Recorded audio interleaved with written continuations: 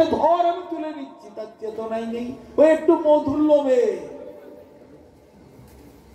তাহলে এখন কুয়োটা মানে কি জিনিস? কুয়ো মানে হচ্ছে এই আপনাদের সংসার। সংসার হচ্ছে ওই কুয়ো। অজগরটা কি জিনিস? অজগর হচ্ছে আপনাদের শ্মশান। শ্মশান হচ্ছে অজগর। শেষকালে ওই শ্মশানের ওই অজগরের মুখেই আপনাদের ঢুকতে হবে। আর সিংহটা কি? সিংহ হচ্ছে মহাকাল, আপনাকে তাড়িয়ে নিয়ে চলেছে দিন রাত। আর মধুটা কি? ওই সংসারের একটু মাছের ঝোল, একটু মুরগির ঝোল, একটু ডিমের ঝোল, একটু ইলিশ মাছ, একটু মধু, এই হলো আপনাদের মধু। আর মৌমাছি কোনগুলো? সে কথা বললে আপনাদের গায়ে জ্বালা উঠে রেখে রাগ হবে। মৌমাছি কোনগুলো বলুন?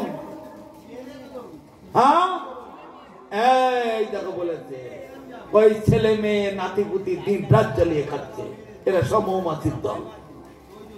আরে ইঁদুর দুটো কি? সাদা ইঁদুর আর কালো ইঁদুর, ওগুলো কি? ইঁদুর দুটো হলো একটা দিন একটা রাত। একটা দিন গেল, একটা রাত গেল, তার মানে আপনার যেটা আয়ু ছিল, আয়ু থেকে একটা দিন বিয়োগ হয়ে গেল। আপনার ঘুম ভাঙছে না, ওই একটু মধুর লোভে। আবার কালকের আর একটা দিন আসলো, আর একটা রাত আসলো, আবার বিয়োগ হয়ে গেল।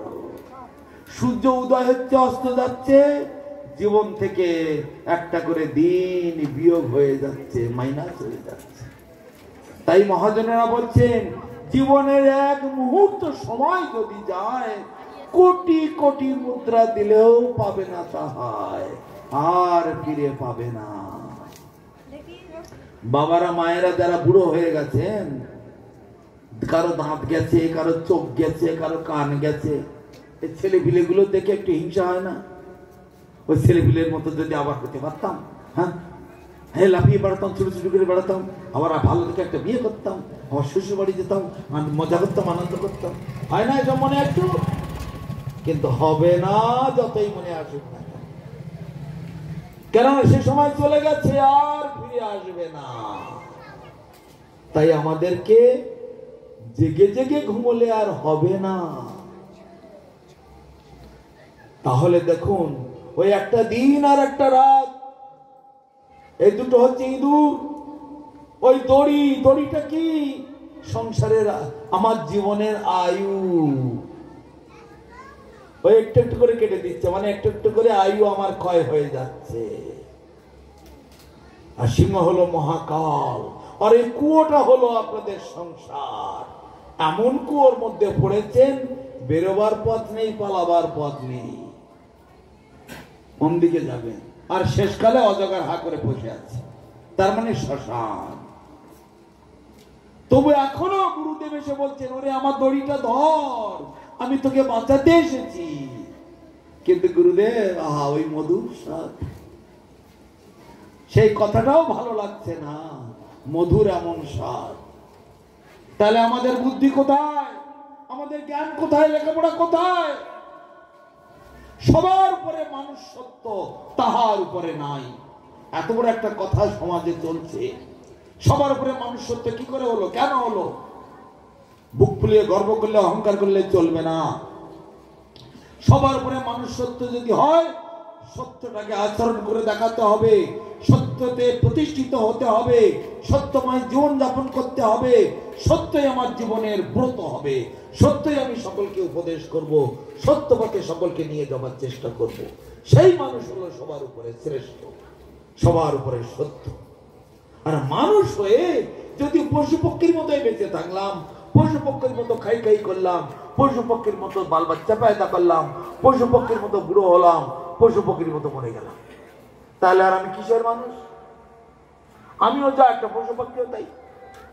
তাই ভাগবতে বলছে, আহার নিদ্রা ভয় মৈথুনঞ্চ সামান্য মে তদ পশুবীর নারায়ণ ধর্ম হিতে সামদিক বিশেষ ধর্মে নহীনা পশু সমানা।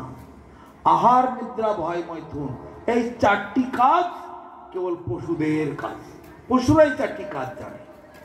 এ অত্যন্ত হীনতম, অত্যন্ত নিম্নতম, অত্যন্ত মানে নিম্ন স্তরের কাজ এগুলি। পশুরা এর বেশি আর চিন্তা করতে পারে না। কিন্তু পরের লাইনে কি বলছেন? ধর্মহীতেশামধিক বিশেষ ধর্মেন হীনা পশু সমানা।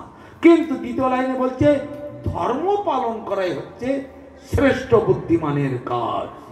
ধর্মই আমাকে বাঁচাবে, ধর্মই আমাকে রক্ষা করবে, ধর্মই আমাকে জীবনে আমার গন্তব্যস্থল, আমার বাড়ি, নিজের বাড়ি, নিজের ঘর হচ্ছে ভগবানের ধাম, সেইখানে আমাকে পৌঁছে দেবে। এইগুলো আমাদের বাড়িঘর নয়। এইগুলো যদি বাড়িঘর হতো তাহলে আমার দাদু চলে গেল কেন? দাদুর বাবা মা, তার মা বাবা, তার মা বাবা, তার মা বাবা সব চলে গেল কেন? আমাকেও যেতে হবে যে কোনো দিন। পরবর্তীকালে যারা আসবে তারাও চলে যাবে, এখানে কেউ থাকবে না। কেন থাকতে পারছে না? এগুলো আমাদের কারো জায়গা নয়। সেই জন্য আমরা কেউ এখানে থাকতে পারছি না। মরিতে চাই না আমি সুন্দর ভুবনে, মানবের মাঝে আমি বাঁচিবারে চাই। আমি বেঁচে থাকতে চাই, কিন্তু থাকতে পারছি না। কেন পাচ্ছি না? আমার বুদ্ধি খারাপ, পশু পক্ষীর মতো মোটা বুদ্ধি, মোটা মাথা, নিজের খবর জানি না।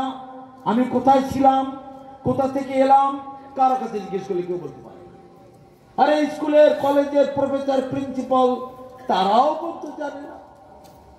আমি সারা পৃথিবীতে গুরু মহারাজের কৃপাতে আজ প্রায় 32 বার পৃথিবীটা চক্কর লাগালাম। পৃথিবীর প্রায় 150 খানা কান্ট্রিতে, বড় বড় ইউনিভার্সিটিতে পর্যন্ত লেকচার দিয়েছি। আমেরিকা বার্কলি ইউনিভার্সিটিতে, লন্ডনের ইউনিভার্সিটিতে, আফ্রিকার ইউনিভার্সিটিতে, বড় বড় ওয়ার্ল্ড ট্রেড সেন্টার, বড় বড় ক্লাবের ময়দানেতে, রাশিয়ার মস্কোতে বিশ্ব ধর্ম সম্মেলনে, অনেকগুলো বিশ্ব ধর্ম সম্মেলনেও অংশগ্রহণ করেছি। সেখানে একটা প্রশ্ন করেছি, বলো তুমি কোথা থেকে এসেছো? বলতে পারে। বয়স কত? কেউ বলে 40, কেউ বলে 60, কেউ বলে 50, কেউ বলে 55। তার আগে কোথায় ছিলে? কোথায় ছিল তো আমি কি করে বলবো? কেন বলতে পারবে না? জলে সমুদ্রের তলায় কি আছে গবেষণা করছে, রকেট পাঠিয়ে চাঁদে কি আছে তাই গবেষণা করছে, মঙ্গল গ্রহে কি আছে, লাল গ্রহে কেউ গবেষণা করছে। তাই নিজের সম্পর্কে গবেষণা করবেন না? নিজে কোথা থেকে আসলেন? এখানে আসার পূর্বে কোথায় ছিলেন? আছে কারো প্রশ্ন উত্তর আছে? কারো উত্তর জানা নেই। তো হঠাৎ কোথা থেকে আসলেন? আকাশ থেকে পড়েছেন নাকি? না মাটি পড়ে উঠেছে? ভুইপড়? তা এখানে আসার পূর্বে এক জায়গায় ছিলাম, সেখান থেকে এখানে এসেছি। আবার এখান থেকে মরে যাব। মরে কোথায় যাব? এমন একটা জায়গা আছে, সেখানে আমাকে যেতে হবে। কেমন জায়গা? এই জন্মের কর্ম সেটা বলে দেবে। যেমন কর্ম তেমনি ফল। একটা কথা আছে না, যেমন কর্ম করছেন সবাই সেই রকম জায়গায় তাদেরকে চলে যেতে হবে। একটা পুলিশের লোক ভালো চাকরি পেয়েছে, খুব গর্বিত। মাসে 60-70 হাজার টাকা, 1 লাখ টাকা পাচ্ছে, খাওয়া দাওয়া ফ্রি, থাকা ফ্রি, বাড়িতে প্রতি মাসে 70,000-80,000 টাকা পাঠাচ্ছে। সে আবার কি করলো, হঠাৎ রাস্তায় গাড়ি দাঁড় করিয়ে এই 50 টাকা দে, 100 টাকা দে, 200 টাকা দে আদায় করছে। একজন ভিডিও ক্যামেরা করে লালবাজারে হেডকোয়ার্টারে দাঁড়িয়ে দিল। দেখুন যে এই পুলিশটাই করছে, চেনেন এই পুলিশটাকে? দেখলো, দেখে ছবি মিলিয়ে নিল, তাদের ডাকলো, এটা কে করছে? মাথা মতো করে আছে, উত্তর নেই। এই জন্য তোমাকে বটিয়ে দাও, ইউনিফর্মটা এই জন্য দেওয়া হয়েছে, তোমার হাতে বন্দুক দেওয়া হয়েছে এই জন্যে, তোমাকে ইউনিফর্ম দেওয়া হয়েছে এই জন্যে। যাও এখন ইউনিফর্ম খোলো, বন্দুক রাখো, বিদায় নাও। হয়ে গেল। এখন সে রিক্সা চালিয়ে খাচ্ছে। আগে ছিল পুলিশ, এখন হয়ে গেল রিক্সাওয়ালা। কেন হলো? তার কর্মফল। দেবরাজ ইন্দ্র, স্বর্গের রাজা, 33 কোটি দেবতার যা শক্তি একা ইন্দ্রদেবের সেই শক্তি। সেই ইন্দ্র শুয়োর হয়ে জন্মালো। কেন শুয়োর হয়ে জন্মালো? 50 কোটি অপ্সরীকে নিয়ে নিত্য কীর্তন করছে আর সুরাপান করছে, আনন্দে মেতে আছে। দেবগুরু বৃহস্পতি এসেছে।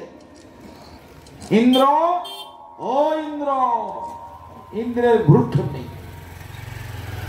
আশেপাশে লোক গিয়ে বলছেন, আরে গুরুদেব এসেছেন, গুরুদেব এসেছেন, ডাকছেন।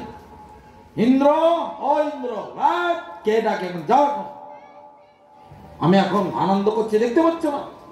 গুরু এসেছে, তাকে ডাকছে, তাকে কোথায় বসতে বলবে, পা ধোয়াবে, তাকে সেবা করবে, তার সেবা শুশ্রূষা দেখবে, সেসব কিছু নেই, ভোগে মত্ত হয়ে আছে। বৃহস্পতি তখন রেগে মেগে বললেন, ঠিক আছে, যেমন আছিস তেমনি থাক।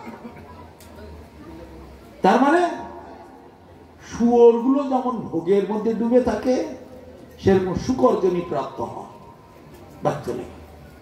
একটু পরেই বিরাট একটা শুকর তার দিকে ধেয়ে আসছে। কে তুমি? তুমি? আমি বরাহ। কেন তুমি আমার কাছে এসেছ?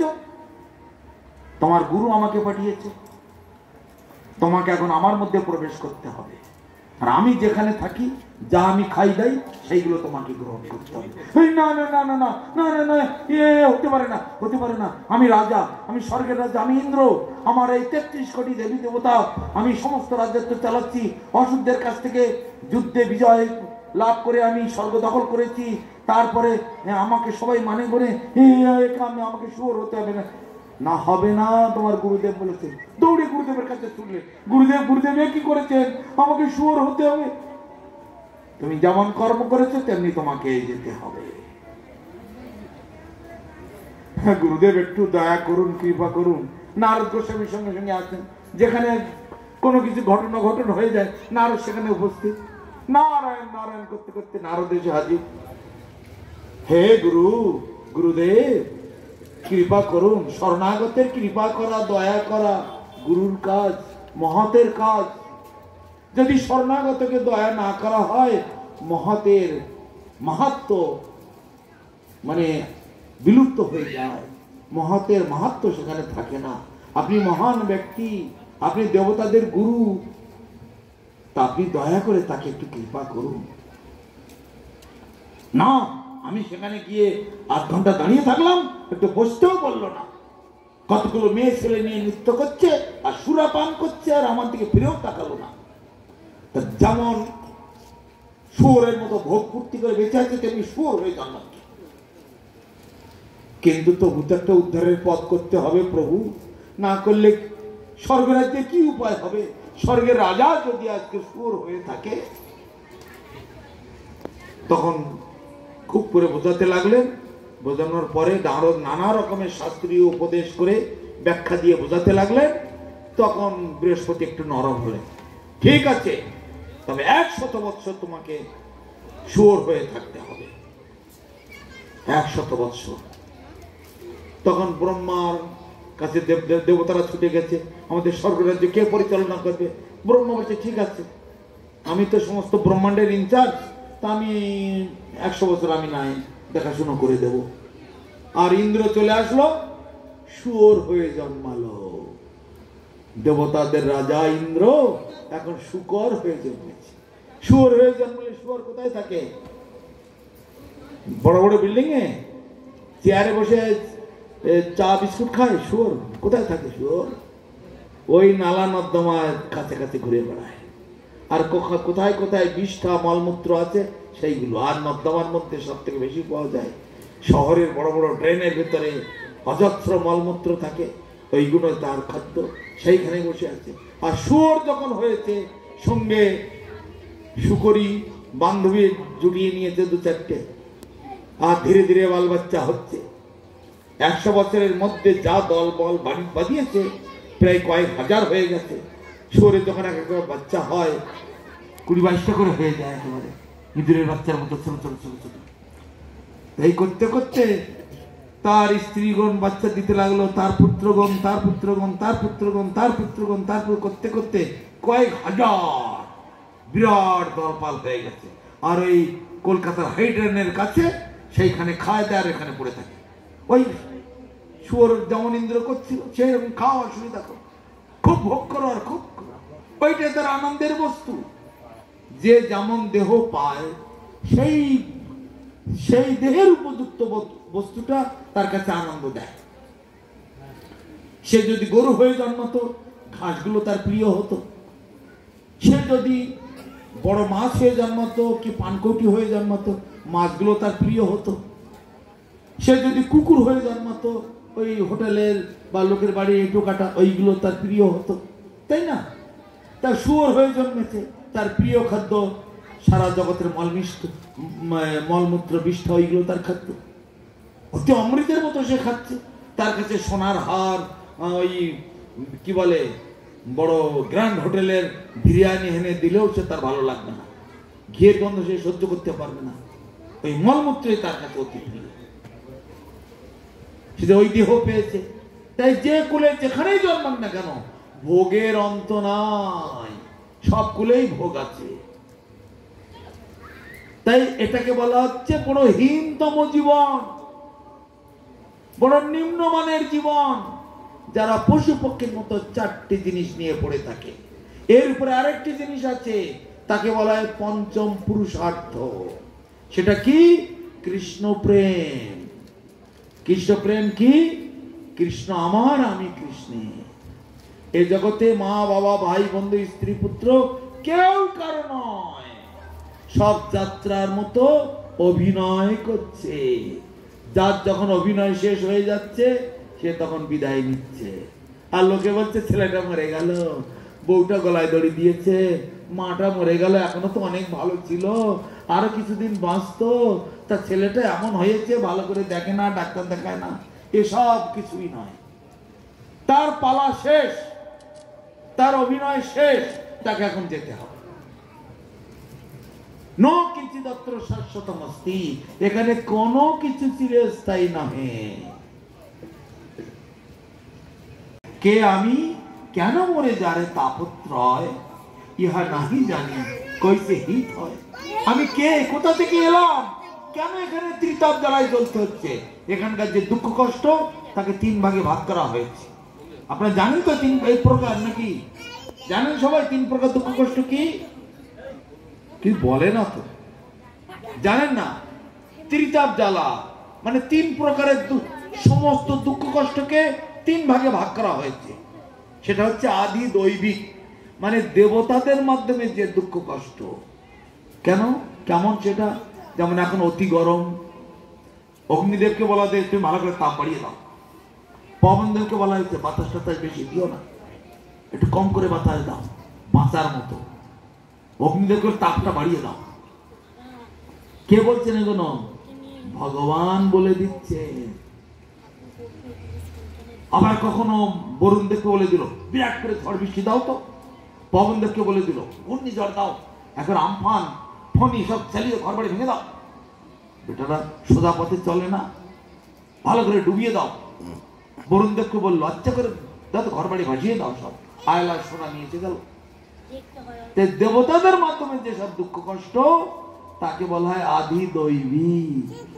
আর আদি ভৌতিক, ভূত মানে জীব, জীবের মাধ্যমে যেসব দুঃখ কষ্ট, যেমন সাপে কাটে, বাঘে ধরে, কুমিরে ধরে, তারপরে মশা দুবেলা কাটছে, রাস্তায় রাত বেশি হলে অফিস থেকে ফিরতে পারছে না, কুকুর ঘেউ ঘেউ করে কাটতে যাচ্ছে, জলে নামলে কুমিরে ধরে বা হাঙরে ধরে, মানুষকে গুলি করে দিচ্ছে।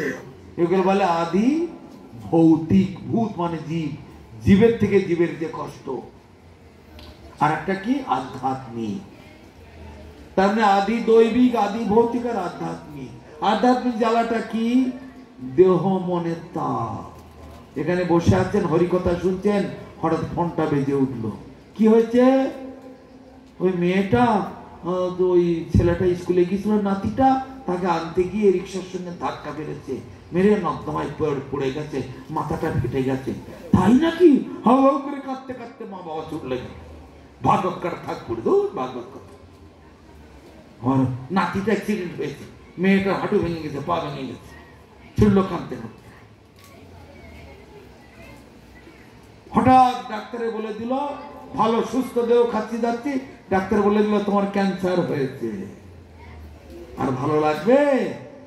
ওই বাড়িটা কিনবো, ওই জমিটা কিনবো, দোকান করব, ওখানে ভালো করে খাবো দাবো, পুকুর কেটেছি, মাছ ছাড়বো, বড় বড় মাছ হবে, ঝোল করবো, খাবো, এসব বুদ্ধি আর থাকবে? ডাক্তার বলে দিয়েছে ক্যান্সার হয়ে গেছে, 6 মাসের বেশি আর চলবে না। তখন কোথায় যাবে সুখ শান্তি? পুকুর কাটবে, জায়গা কিনবে, গেল। হঠাৎ খবর এলো মা মারা গেছে কি বাবা মারা গেছে, ছেলেটার অ্যাক্সিডেন্ট হয়েছে। বাস, এগুলো হচ্ছে দেহ মনের তাপ, একে বলে আধ্যাত্মিক বেদনা। এই হলো ত্রিতাপ জ্বালা। আদি দৈবিক মানে দেবতাদের মাধ্যমে যে দুঃখ কষ্ট, আদি ভৌতিক মানে জীবের মাধ্যমে যে দুঃখ কষ্ট, আর আধ্যাত্মিক মানে দেহ মনের তাপ, ভেতরের কষ্ট, অন্তরের কষ্ট। এখানে এসেছে পাঠ শুনতে, বাড়িতে ডাকাতি হয়ে গেল, টাকা ছিল, গয়না ছিল, সব চুরি হয়ে গেছে, ঘুম নেই, খাওয়া নেই। থানায় গেলে ডায়েরি করতে, থানার দ্বার বলে যেতে পারবো না। ওর নিজেরা দেখো, কেউ নিজেদের লোকেরা কেউ নিয়েছে, ডায়েরিও নিল না, চোর কে ডাকাত কে তাও ধরলো না, কোনো রেজাল্ট নেই। কোথায় যাবে? নেতাদের কাছে গেলে, আরে তোমাদের সংসারের লোকেরা কেউ নিয়েছে, দেখো সেইগুলো পিটিয়ে নাও, আমি গিয়ে কোথায় কি করব? এইসব দেহ মনের তাপ, এই হলো ত্রিতাপ জ্বালা। তা কৃষ্ণ বহির্মুখ হইয়া ভগবাঞ্ছা করে, আর নিকটস্থ মায়া তারে জাপটিয়া ধরে, জাপটে ধরে এই ত্রিতাপ জ্বালায় কষ্ট দেয়। ওই কুয়োর মধ্যে যেমন দিচ্ছে জ্বালা, এদিকে অজগর, ওদিকে মৌমাছি, ওদিকে সিংহ, ওদিকে ইঁদুরে কেটে দিচ্ছে। এই হচ্ছে সেই সংসার নামক কুয়ো। সংসার কূপের মধ্যে এইভাবেতে কোটি কোটি জন্ম ধরে কোটি কোটি জীব এইভাবেতে দুঃখ কষ্ট পাচ্ছে। কিন্তু কার মধ্যে চেতনা নেই, আমি হঠাৎ কোথা থেকে এলাম, এখানে আসার পূর্বে আমি কোথায় ছিলাম, কেউ ভাবে না। চিন্তা করুন, তাহলে কিসের লেখাপড়া, কিসের তার ফল? জানিহ নিশ্চয় কৃষ্ণ পাদ পদবে যদি চিত্তবৃত্ত রয়। বিদ্যা সেদিন সফল, লেখাপড়া সেদিন তোমার সার্থক যেদিন তোমার মন, তোমার বুদ্ধি, তোমার বিবেক ভগবানের চরণে নত হয়েছে, সেই দিন তুমি শিক্ষিত মানুষ। তার আগে শিক্ষিত মানুষ বলে তোমার কোনো পরিচয় নেই। ভালো জামা প্যান্ট পরলে শিক্ষিত হয় না, জামা কাপড় চোর টাকাতেও পরে, মুচি বাচ্চারাও পরে, একটু হাঁড়ি ডোমেরাও পরে, সবাই ভালো জামা, টাকা পয়সা হলেই তো জামা করতে পারে। ভালো গাড়িতে করে চললেই শিক্ষিত হবে না।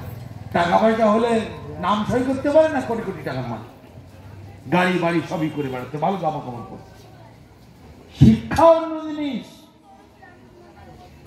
প্রকৃত শিক্ষা হচ্ছে আমাকে রক্ষা করা, আমাকে বাঁচানো।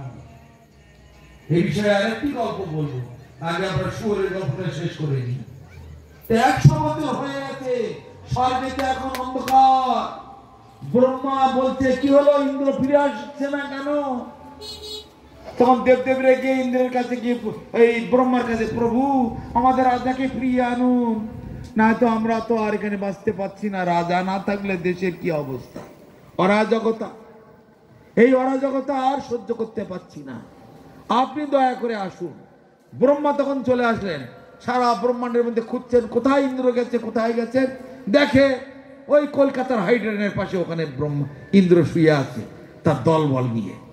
এত করে বোঝাবার চেষ্টা করছে, ইন্দ্র শোনে না। যত ভালো করে বোঝাবার চেষ্টা করে, তার আবার অনেক বয়স হয়েছে, তো 100 বছর বয়স হয়েছে না, বড় বড় দাঁত বেরিয়ে গেছে। শুয়োর বড় বয়স হলে বড় বড় দাঁত হয়, তেমনি বিরাট যে বাঘও তার কাছে যে দেখেন ভয় করছে। যেই ব্রহ্মা বোঝাতে চাচ্ছে, ওই দাঁত দিয়ে উল্টে ব্রহ্মাকে মারতে যাচ্ছে। ব্রহ্মা তখন লাফিয়ে উপরে উঠে গেল, আবার বোঝাতে চেষ্টা করছে, আবার দাঁত দিয়ে তাকে মারতে চাচ্ছে। জ্ঞান দেওয়া হচ্ছে না, তো আমার জ্ঞান নেই, তোমার খুব জ্ঞান আছে না। আমরা যেমন গ্রামের লোককে বোঝাবার চেষ্টা করি, লোক আমাদের উপর অমনি করে। হ্যাঁ, আড়াই দিনে সাধু হয়ে খুব একেবারে জ্ঞান দিতে আরম্ভ করেছে।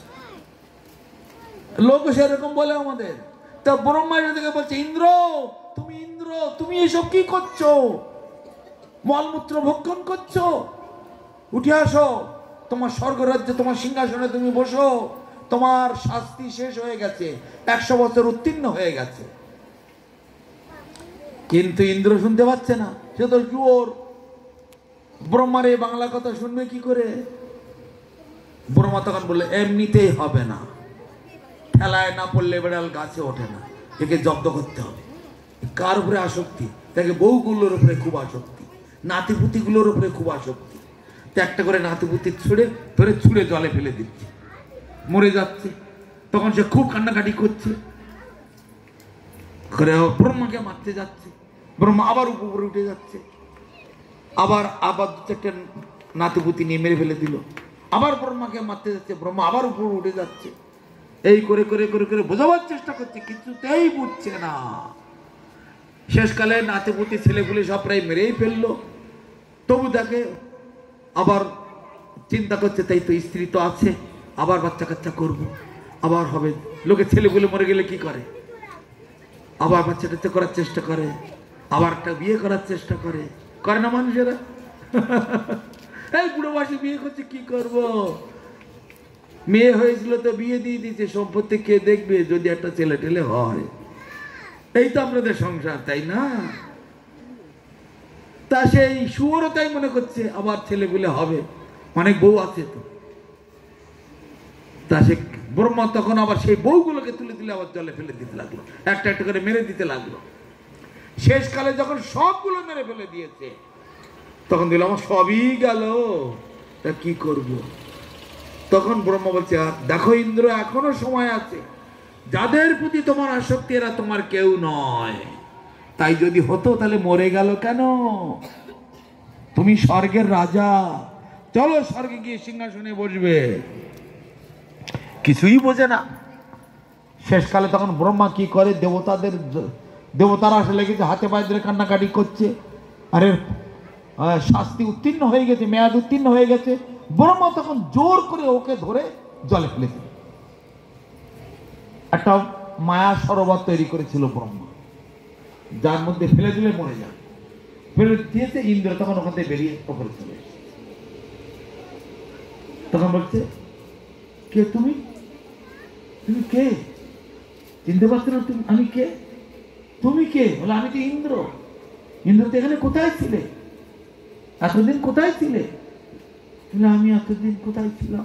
ঘুম থেকে উঠে লোকের যেমন অবস্থায় সেই রকম। ওই যে ইন্দ্র জলে ভাসছে, ওখানে যাবে নাকি? এগুলো কারা? যা জলে ভাসছে এগুলো কারা? তোমার ছেলেগুলো তো, এই তো তোমার দেহ। যাও যাও, ওখানে যাও, ওখানে যাও। হ্যাঁ না, ওইখানে আবার বলতে যাচ্ছি এইসব নোংরার মধ্যে। এবার বুঝতে পারছো তুমি কে? আমি কে বুঝতে পারছো? ও, তুমি যে পরম পিতা ব্রহ্মা, তোমার সাষ্টাঙ্গ দণ্ডবোধ করতে থাকি। হুঁশ হয়েছে। তাহলে বৈষ্ণবের কৃপালে সহায়ত্ব যাহারে, সেই ঈশ্বর তত্ত্ব জানিবারে বুঝিবারে বলিবারে পারে। বৈষ্ণবের কৃপা ছাড়া ভগবানের তত্ত্ব কেউ জানতে পারে না, বুঝতে পারে না। এখানে ব্রহ্মা হচ্ছেন পরম বৈষ্ণব, তাই সেই ইন্দ্রকে কৃপা করেছেন, আশীর্বাদ করেছেন, তার মায়ার দেহটা ছাড়িয়ে দিয়েছে। এখন বলছে ইন্দ্র, তাহলে তুমি ওই দেহ আবার নেবে তো? যাও সেখানে। না, প্রভু, হে প্রভু, আপনি আমাকে রক্ষা করলেন, আমাকে বাঁচালেন আমাকে। তাহলে চলো তোমার স্বর্গরাজ্যে, তুমি যেমন রাজা ছিলে তেমনি হও। তা কিভাবে কি হয়েছিল মনে পড়ছে? হ্যাঁ, আস্তে আস্তে মনে পড়ছে। খুব ভোগে লিপ্ত ছিলাম, এই অপ্সরীদের নিয়ে নৃত্য কীর্তন করছিলাম, অজস্র সুরাপান করছিলাম। তাই গুরুদেব এসেছিল, তাকে আমি সম্মান করিনি, তার চরণ ধৌত করিনি, তাকে সেবা করিনি, তাই তিনি অভিশাপ দিয়েছিলেন। মনে পড়ছে তাহলে? তবে এবার থেকে আর কখনো এই অন্যায় আর করবে না। যেখানে দেখা পাবে গুরু বৈষ্ণব ভগবান, তিনের স্মরণে হয় সর্ববিঘ্ন বিনাশ। অতএব তুমি এখন থেকে সাবধান হয়ে যাও। ঠিক আছে গুরুদেব, পরম পিতা, আমি এখন থেকে সেইটা করব। তখন গুরুদেবকে দণ্ডবাদ করে বৃহস্পতি ও ব্রহ্মার সঙ্গে এসেছেন, বৃহস্পতি, নারদ, ব্রহ্মা সবাই এসেছেন। তাদেরকে দণ্ডবাদ প্রণাম করে ইন্দ্র স্বর্গরাজ্যে চলে গেলেন, আবার রাজা হয়ে বসে থাকলেন। তাহলে ইন্দ্রেরও রেহাই নেই, কোন দেবদেবীরও রেহাই নেই। স্বর্গরাজ্য সেও একদিন ধ্বংস হয়ে যাবে। লোক এখানে মনে করে তোর বাবা মরে গেছে, কোথায় গেছে? স্বর্গে গেছে।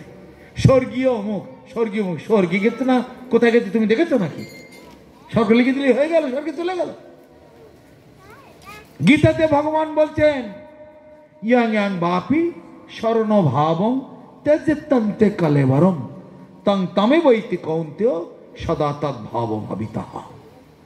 মৃত্যুকালে যে যেমন চিন্তা ভাবনা করতে করতে মরবে, মৃত্যুর পরে সেই রকমটি তার প্রাপ্তি হবে। তাহলে আপনারা কে কোথায় যাবেন এখান থেকেই বসে চিন্তা করুন। এখানে অঙ্ক কষলে সব পেয়ে যাবে। কে স্বর্গে যাবে, কে নরকে থাকবে, না কে বৈকুণ্ঠে যাবে, না যমলোকে যাবে, না রৌরবে যাবে, না পৃথিবীতে পড়ে থাকবে, না পাখি হবে, না গাছ হবে, না মাছ হবে, না ছাগল হবে, মুরগি হবে। নিজেরাই বিচার করুন।